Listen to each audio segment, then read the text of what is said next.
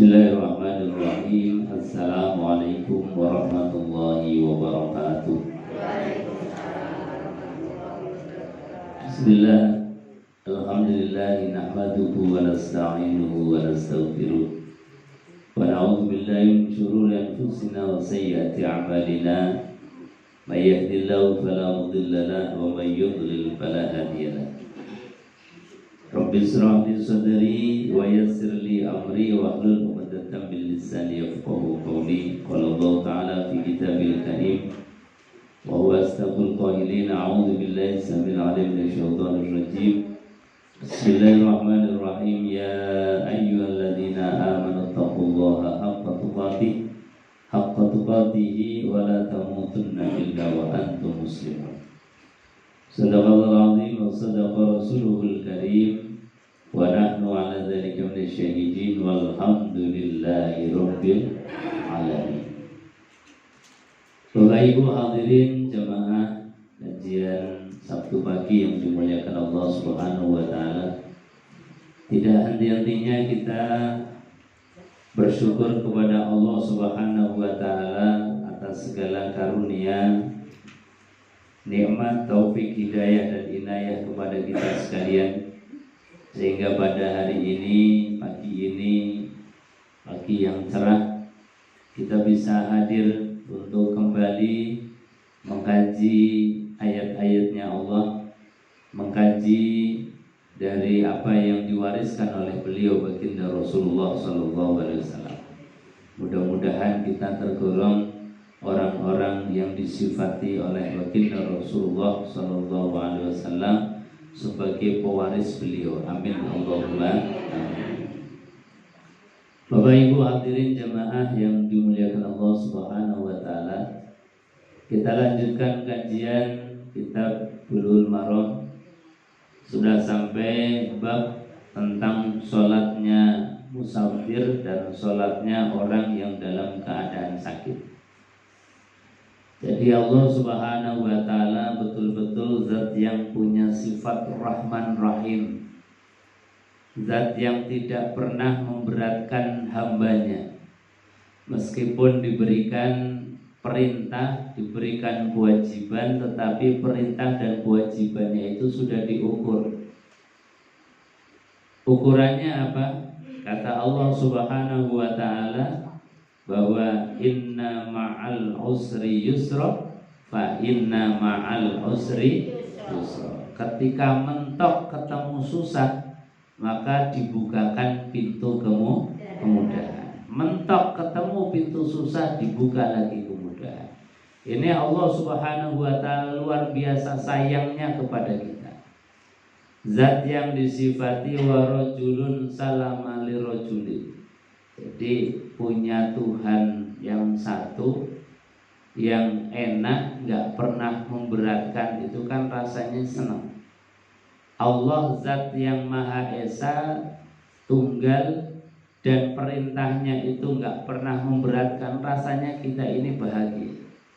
Karena apa?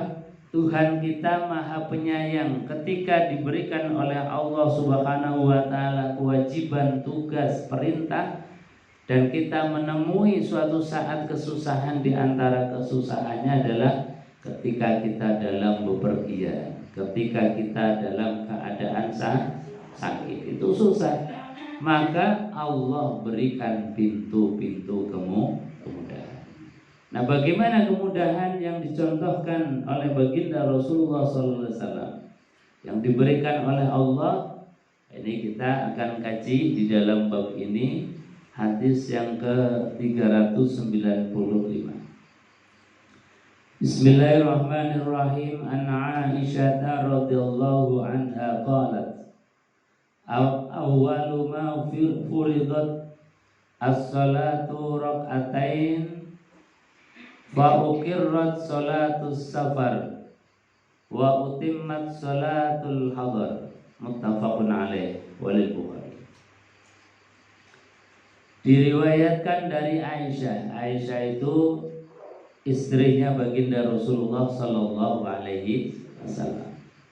Istri yang cerdas, yang banyak menyampaikan hadis, banyak menyampaikan tentang perihal baginda Rasulullah SAW, baik apa yang diucapkan Nabi atau yang diperbuat oleh Nabi atau yang dicita-citakan oleh Nabi, banyak sekali disampaikan oleh Aisyah. Makanya untung kita punya Ummul Mukminin, ibunya orang-orang yang beriman yang cerdas seperti cerdasnya Aisyah. Makanya kita tahu apa yang diperbuat oleh Nabi, apa yang diucapkan oleh Nabi, diantaranya adalah melalui beliau, termasuk hadis ini. Bahwa Aisyah itu berkata, beliau mengatakan, ma furidatis shalah, salat yang pertama kali diwajibkan atau difardukan rakaataini itu adalah salat 2 rakaat. Fa uqirrat salatus safar, maka ditetapkan hal itu untuk salat yang dalam perjalanan. Wa utimmat salatul hadar, dan disempurnakan untuk salat yang dalam keadaan hadir atau tidak bepergian. Jadi di sini disebutkan bahwasanya sholat yang pertama kali difardukan itu sholat dua rakaat. Disebutkan di dalam kitab Al-Barzanji yang biasa kita baca ketika maulid. Ibu-ibu kalau maulidan bacanya apa? Simtutura ini bagus, tetapi ada maulid Rasulullah yang itu banyak memberikan ilmu kepada kita adalah kitab Al-Barzanji. Kalau kitab Simtuduran itu hanya di situ menceritakan zauq, rasa mahabbah, cinta kita itu diekspresikan dalam syair-syair. Tetapi ketika kita membaca Al-Barzanji itu banyak sekali dari segi ilmu. Makanya di situ ada satu bab yang menjelaskan tentang sholat yang pertama kali diwajibkan itu adalah sholat qiyamul lail. Ada qiyamul lail yang Nabi SAW itu kalau sholat malam itu luar biasa. Disebutkan di dalam Al-Qur'anul Karim, ya ayyuhal muzammil qumil laila illa qalila au zid alaih warattilil qur'ana tartila. Jadi separuh malam itu disuruh bangun malam untuk qiyamul lail. Ini yang pertama. Juga disebutkan di dalam Al-Barzanji kewajiban sholat yang pertama sebelum sholat 5 waktu. Sebelum Rasulullah SAW itu Isra dan Mi'raj, itu ada sholat 2 rakaat pagi dan sholat 2 rakaat sore. Jadi sholatnya itu 2 rakaat pagi. Kalau kayak gini nanti itu melaksanakan sholat 2 rakaat. Nanti sore melaksanakan 2 rakaat. Setelah itu baru kemudian ada perintah untuk melaksanakan sholat 5 waktu. Maka yang qiyamul lail itu kemudian dinasah. Yang 2 rakaat pagi, 2 rakaat sore itu juga dinasah. Dinasah itu artinya secara hukum sudah dihapus, diganti dengan sholat 5 waktu. Yang qiyamul lail itu tetap cuma status hukumnya bagi kita umat Rasulullah SAW itu hanya sunnah. Wa minal laili fatahajjat bihi nafilatan lak, sebagai tambahan saja. Tetapi tambahan ini juga penting karena apa? Asa ayyab'atsa rabbaka maqam mahmuda. Karena boleh jadi dengan kita sholat qiyamul lail itu makom kita, derajat kita diangkat oleh Allah Subhanahu wa ta'ala. Bapak Ibu hadirin jemaah yang dimuliakan Allah. Jadi di sini Aisyah mengatakan bahwasanya awwalu ma furidatis shalah. Salat pertama kali yang difardukan itu adalah rakaatain, 2 rakaat. rakaat. Jadi seperti tadi 2 rakaat ketika qiyamul lail. Nanti kalau ada waktu lagi tambah 2 rakaat lagi 2 rakaat. Juga 2 rakaat pagi, 2 rakaat sore. Fa uqirat sholatus safar, begitu juga ketika kita sholat safar. Maka sholat safar setelah diperintahkan sholat 5 waktu, ketika ada atau kita bertemu dengan sholat yang 4 rakaat. Sholat yang 4 rakaat napa mawon Bu? Zuhur, asar, isya. Maka ketika kita dalam bepergian dan menemui sholat yang 4 rakaat, itu bisa kemudian dipangkas, dipotong menjadi 2 rakaat. Wa utimmat sholatul hadar. Sedangkan ketika kita dalam keadaan diam di rumah, tidak bepergian, maka sholatnya tetap menjadi 4 rakaat. Nah, ini yang disebutkan di dalam Al-Quran surat An-Nisa, falaisa alaikum junahun an taqsuru minas shalah. Kata Allah di dalam Al-Quran, falaisa alaikum, maka tidak mengapa bagi kalian, tidak berdosa, an taqsuru, kalau kita memotong minas shalah, dari sholat. Nah, yang dimaksud dengan an taqsuru minas shalah, ini para ulama memberikan penjelasan, yaitu memotong rakaat yang asalnya 4 rakaat menjadi 2 rakaat. Yang 3 rakaat dipotong boten Bu? Boten, tetap 3 rakaat. Jadi yang dipotong hanya yang 4 rakaat menjadi 2 rakaat. Ada lagi yang dimaksud dengan an taqsuru minas shalah, yaitu memotong yang asalnya syarat. Apa itu syarat? Syarat itu sesuatu yang harus dilakukan, tidak boleh tidak. Tetapi itu yang di luar sholat. Harus dilakukan sebelum melaksanakan sholat. Apa itu? Misalnya kita harus bersuci dari hadas besar dan hadas kecil. Hadas besar sucinya pakai apa Bu? Mandi. Hadas kecil sucinya pakai wudu. Artinya apa? Sebelum sholat, maka kita ketika hadas besar wajib hukumnya untuk mandi. Hadas besar itu apa aja? Bagi ibu-ibu ketika habis datang bulan tiap bulannya, ketika sudah bersih wajib mandi. Ketika wiladah, melahirkan, itu juga wajib mandi. Setelah melahirkan itu ada nifas, darah yang mengiringi setelah persalinan. Biasanya ada yang 1 pekan, ada yang 1 bulan, ada yang 40 hari. Umumnya berapa Bu? Nyuwune 40 hari. Njaluk diskon sing akeh. Jadi ada yang sepekan, ada yang 1 bulan, ada yang 40 hari.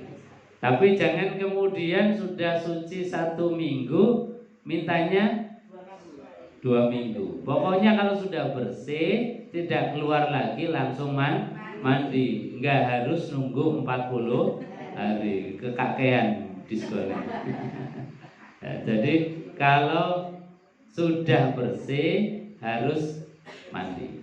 Itu namanya syarat untuk sholat.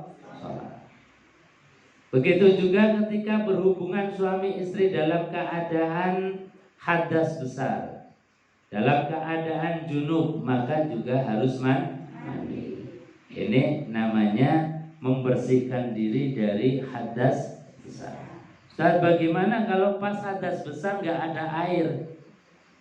Apakah harus dengan guling-guling di tanah? Enggak, cukup dengan tayamum. Tayamum itu enggak harus meratakan ke semua tubuh dengan debu, tidak. Cukup kita ambil debu, kemudian debu itu kita kibaskan, usapkan ke muka dan ke tangan. Itu sudah cukup, tidak perlu guling. Juga membersihkan diri dari hadas kecil. Caranya gimana, Bu? Berwudu. Jadi mandi dan berwudu itu adalah syarat. Syaratnya sholat juga harus satrul aurah, menutup aurat. Jadi auratnya kita wajib hukumnya ketika sholat itu harus ditutup. Bagi ibu-ibu menutup semua tubuhnya kecuali muka dan telapak tangan. Yang laki-laki auratnya yang harus ditutupi itu antara pusar sampai lutut. Jadi kalau dari pusar ke atas, kalau misalnya belas lagi dicuci semua misalnya pakaiannya, atau pas nggak bawa pakaian kita lagi perjalanan atau pas kotor semua, maka sholat bisa hanya mencukupi untuk menutupi aurat, yaitu antara pusar sampai lutut. Syarat sholat juga adalah mustaqbilal kiblah, menghadap ke arah kiblat. Syarat sholat juga adalah bersih badan, pakaian, dan tempatnya dari najis. Syarat sholat juga bagi orang yang mampu ketika melaksanakan sholat fardu adalah qiyam, berdiri. Jadi berdiri bagi yang mampu. Nah, ini adalah yang disebut syarat, sesuatu yang harus dilaksanakan sebelum melaksanakan sholat. Ketika dalam keadaan tertentu yang kita tidak bisa memenuhi standar syarat sholat, maka syarat sholat bisa dipangkas, dipotong. Itu yang disebut sebagai falaisa alaikum junahun an taksuru minas sholat. Jadi tidak mengapa kalian itu memotong daripada sholat. Di antaranya adalah memotong syarat. Syaratnya nggak usah ditinggalkan saja. Misal dalam keadaan sakit yang sudah tidak bisa apa-apa, hanya berbaring di tempat tidur. Yang biasa bantu untuk wudhu dilalah pas saat itu tidak ada. Anak kita yang biasa membersihkan kok dilalah belum pulang. Nggak ada sama sekali orang yang membantu. Padahal di masjid sudah dikumandangkan azan, waktu sholat sudah masuk. Maka apa yang harus kita laksanakan? Kita harus tetap melaksanakan sholat dalam keadaan apa adanya. Jadi karena waktu sholat sudah masuk, kita tetap sholat. Meskipun pakaian kita mungkin masih ada najis, kita nggak bisa ganti. Badannya juga masih ada najis, masih ada kotoran. Kita mau mengambil wudhu juga nggak bisa. Tayamum paling mungkin, tapi juga kadang-kadang karena mungkin tangan kita nggak bisa gerak, ya sudah, pokoknya selagi akal kita, pikiran kita, hati kita masih bisa berfungsi, kita sholat dengan apa ada. Jangan kemudian mempunyai alasan, wah saya kan pakaiannya ini belum bisa ganti, nggak ada yang ganti, saya badannya masih ada najis, ini nggak bisa menghadap kiblat, nggak bisa berdiri, kemudian meninggalkan sholat. Nah, ini yang harus kita hilangkan perasaan seperti itu. Karena apa? Kita sudah tahu ilmunya. Ilmunya dalam keadaan sakit itu gimana? Allah sampaikan falaisa alaikum junahun an taqsuru minas sholat. Tidak mengapa kalian memotong sholat. Jadi yang 4 rakaat menjadi 2 rakaat. Yang asalnya syaratnya sudah tidak berlaku. Jamaah yang dimuliakan Allah Subhanahu wa taala. Ini sholat dalam keadaan rukhsah atau mendapatkan keringanan. Jadi tidak ada perbedaan pendapat tentang masalah ini.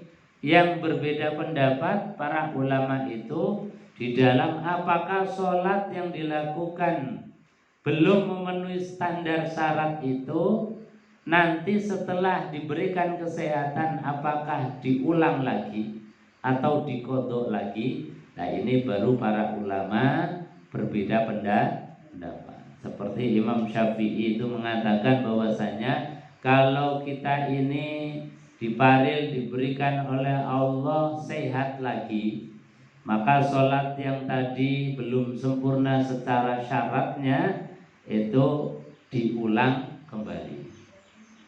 Ya, diulang kembali. Tetapi kan ini juga masalah. Masalahnya apa? Ya kalau yang ditinggalkan sehari 2 hari. Kalau yang ditinggalkan itu bulanan, bahkan mungkin tahunan. Ini kan jadi repot. Makanya kita bisa mengambil pendapat yang kedua, bahwa sholat tadi sudah bagian dari rukhsah. Rukhsah itu keringanan, hadiah dari Allah. Ya sudah, karena ini adalah hadiah, kita terima saja. Artinya apa? Nanti pun kalau kita diberikan kesehatan, tidak usah mengkodok atau mengulang lagi. Jadi ya gampangannya gini, kalau hanya yang ditinggal beberapa hari kita masih mampu untuk mengulang, mengkodok, ya sebaiknya diulang, dikodok. Tapi kalau tadi sudah merepotkan, ya sudah, kita ambil jalan keluar pendapat yang meringankan, karena itu juga bagian yang dibolehkan secara syariat. Bapak Ibu hadirin jamaah yang dimuliakan Allah Subhanahu wa taala. Tsumma hajara fa furidat arba'an wa uqirrat salatus safar alal awal.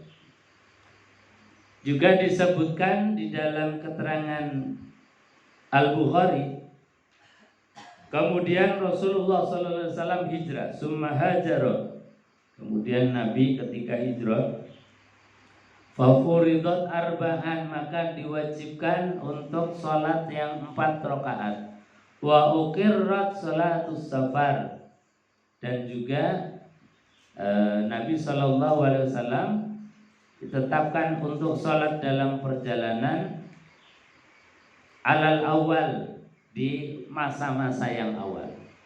Jadi di masa-masa awal baginda Rasulullah SAW itu ketika safar sudah ada turun perintah untuk sholat yang 5 waktu dengan 4 rakaat. Jadi maka boleh ketika kita ini dalam perjalanan safar kemudian memotong sholat yang 4 menjadi 2 rakaat. Wa an Aisyah radhiyallahu anha anna Nabiy sallallahu alaihi wasallam kana yaksuru fis safar wa yutimmu wa yuftiru wa yasumu. Bahwasanya disebutkan di dalam hadis yang diriwayatkan oleh Aisyah bahwa Nabi sallallahu alaihi wasallam yaksuru fis safar, mengqasar atau memotong sholat dalam perjalanan. Wa yutimmu wa yuftiru, dan kadang-kadang menyempurnakan. Wa yuftiru, dan beliau kadang-kadang itu tidak puasa. Wa yasumu, dan kadang-kadang beliau dalam perjalanan pun tetap berpuasa. Jadi ini adalah hak khiyar. Hak khiyar itu hak pilihan kita. Dalam hadis yang kedua ini kata Aisyah, Nabi SAW itu ketika dalam perjalanan, ya kadang-kadang beliau itu mengqasar sholat, kadang-kadang tidak mengqasar sholat. Kadang-kadang beliau itu tidak puasa, kadang-kadang beliau dalam perjalanan pun tetap dalam keadaan puasa. Nah ini yang menjadi hak khiyar kita. Makanya misalnya nanti di Ramadan kita ketemu dengan bulan puasa, kita mau perjalanan ke Jakarta. Nah, kita apakah mau tetap puasa atau mau buka? Ini hak khiyar yang dicontohkan oleh Rasulullah. Nyatanya apa? Rasulullah SAW meskipun dalam perjalanan, ya kadang-kadang puasa, ya kadang-kadang berbuka. Dalam sholat kadang-kadang sempurna, kadang-kadang dikosor. Ini Nabi Shallallahu Alaihi Wasallam.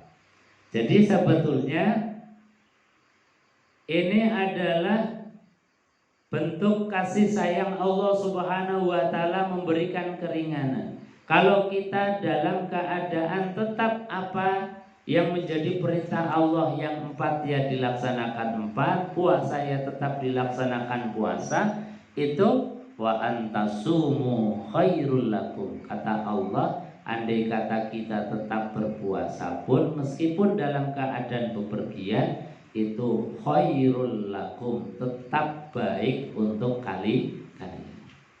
Jadi intinya Gusti Allah niku mboten pengin memberatkan kita. Tetapi kalau kita tetap melaksanakan, itu adalah satu kebaikan yang sempurna. Wa 'an Ibnu Umar radhiyallahu anhuma qala qala Rasulullah sallallahu alaihi wasallam, innallaha yuhibbu an tu'ta ruhsahu kama yukrahu an tu'ta ma'siyatuh. Nah, yang hadis ketiga ini beda lagi. Diriwayatkan dari Ibnu Umar radhiyallahu an bahwasanya qala Rasulullah sallallahu alaihi wasallam, Nabi sallallahu alaihi wasallam itu bersabda. Kalau tadi Aisyah hanya cerita yang diperbuat oleh Nabi. Kadang-kadang kalau berpergian itu ya tetap 4 rakaat, ya kadang-kadang mengqashar menjadi 2 rakaat. Kadang-kadang tetap puasa, kadang-kadang berbuka. Ini cerita Aisyah melihat apa yang diperbuat oleh Rasulullah. Tapi dalam hadis ini Nabi Shallallahu Alaihi Wasallam mengatakan innallaha yuhibbu, sesungguhnya Allah itu mencintai antukta ruhsahu, orang yang senantiasa mengambil jatah hadiah keringanan dari Allah Subhanahu wa taala. Kama yukrahu antuk tamaksiyati, sebagaimana Allah Subhanahu wa taala membenci ketika maksiat itu dilaksanakan. Jadi artinya apa? Kata Nabi, orang yang mengambil jatah rukhsah keringanan, kalau bepergian ya sholatnya dikosor. Ini berarti mengambil hadiah dari Allah. Kalau bepergian ya tidak puasa, meskipun kuat, meskipun mampu. Karena apa?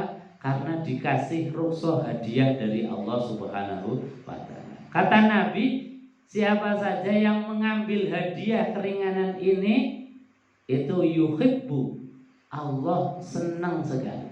Innallaha yuhibbu, sesungguhnya Allah sangat-sangat mencintai, senang ketika beliau memberikan hadiah, kok kemudian hadiahnya diambil oleh kita. Ini senang. Nah, Ustaz, apakah nggak ada pertentangan antara hadis yang tadi dengan hadis yang ini? Tidak ada pertentangan di dalam pemaknaan hadis ini. Pada intinya bahwasanya Allah tidak ingin melihat hambanya itu susah. Jadi kalau bepergian ya sudah dikasih hadiah. Kalau diambil ya Gusti Allah senang. Kalau tidak diambil, bahasanya Al-Quran, wa antasumu khairul lakum, bahwasanya ketika kita puasa meskipun dalam bepergian itu tetap baik bagi kita. Artinya apa? Kita itu betul-betul gatek perintahnya Gusti Allah. Jadi ini monggo bisa kita sikapi, mau ngambil hadiahnya Allah ya alhamdulillah. Kalau tetap sebagaimana perintahnya Allah juga alhamdulillah. Kira-kira senang pundi, Bu? Senang pundi? Ya pokoknya disesuaikan keadaan ya. Pokoknya lagi pengen semangat tetap 4 rakaat ya 4 rakaat. Ini bentuk dari tunduk kepada perintahnya Allah. Kok lagi rodo misalnya pengen mengambil hadiah dari Allah, daripada 4 rakaat tak 2 rakaat saja, ya tidak apa. Mau pergi ke Jakarta kok rasa-rasa puana sepol misalnya, Ya sudah, ngambil hadiahnya Allah. Wong Gusti Allah senang. Jadi enak semua pokoknya. Dan ini memang kata baginda Rasulullah sallallahu alaihi wasallam, min amril muslim ajaib. Jadi perkaranya orang muslim itu ajaib. Ajaib. Dikasih senang alhamdulillah ya ajaib. Dikasih ujian kok sabar juga ajaib. Ketika kita dalam keadaan bepergian kok masih istiqomah, perintahnya Allah ditegakkan dengan sempurna, itu juga ajaib. Ketika mengambil hadiah dari Allah itu juga menakjubkan ajaib. Jadi semuanya baik. Kebaikan itu di mana-mana. Alhamdulillah. Yang penting jangan sampai tarkus sholat, meninggalkan sholat. Wong sudah dikasih berbagai macam kemudahan kok sampai tidak dikerjakan. Nah ini yang kemudian jadi bahaya. Jadi enggak bahaya. Pokoknya jaga sholat kita. Yuridullahu bikumul yusra wa la yuridu bikumul usra. Karena pada prinsipnya yuridullah, Allah menghendaki bikum kepada kalian apa yang dikehendaki Allah, al yusra, kemudahan. Wa la yuridu bikumul usra, dan Allah tidak pernah menghendaki satu kesusahan apapun. Jadi intinya Gusti Allah nggak pengen repot kayak kita, tidak pengen menyusahkan kita. Maka ketika Allah Subhanahu wa taala begitu sayangnya kepada kita, mbok yo kita balik sayang, balik nggak teke Gusti Allah. Jadi kita sayang, ya Allah, Engkau telah rindu kepada kami ya Allah. Maka jangan sampai kemudian kerinduan Allah itu bertepuk sebelah tangan.